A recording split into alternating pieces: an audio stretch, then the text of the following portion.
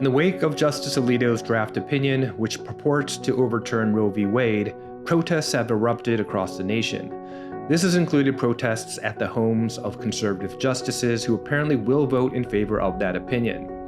Every citizen of this country has a general right to protest. This is codified in the First Amendment of the Constitution. However, this right is not absolute. And of course, just because one has a legal right to do something doesn't necessarily follow that exercising that right in any manner one sees fit is morally justified. The most likely reason for the protests is the same likely reason the draft opinion was leaked in the first place: to pressure one or more of the justices to flip their vote. Some law clerk has potentially sacrificed his or her legal career with the heroic goal of changing the decision, which undoubtedly will have a significant impact on millions of people. But both the leak and the protests at justices' houses are not the appropriate path to effect change, and they, in fact, are injurious to our institutions and system of government. The Supreme Court justices are not elected by the people, and they have lifetime tenure for a reason. They deliberately are insulated from popular will because they're not supposed to be the drivers of democratic change.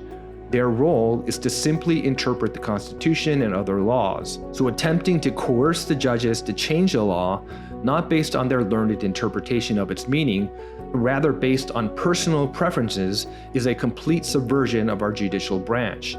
This is one of the reasons why there is a federal law that makes the protests at the homes of judges illegal. The appropriate avenue to effect democratic change is through Congress at the federal level or at state legislatures at the local level. Legislators are subject to election and removal by the people. Congress has trillions of dollars at its disposal, armies of staff, and the ability to conduct extensive hearings.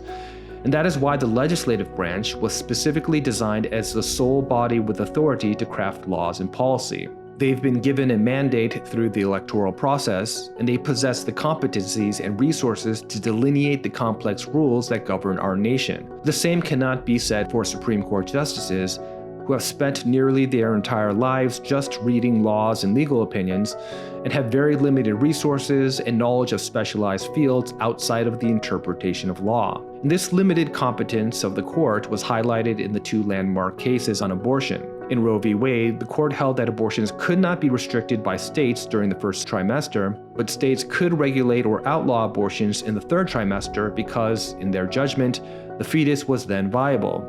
But the court then completely scrapped this framework in Planned Parenthood v. Casey, opining that states could only restrict abortion if it did not add an undue burden on the mother before the fetus was viable. Ask yourself this: how can something be universally true if it is so easily changed on a whim?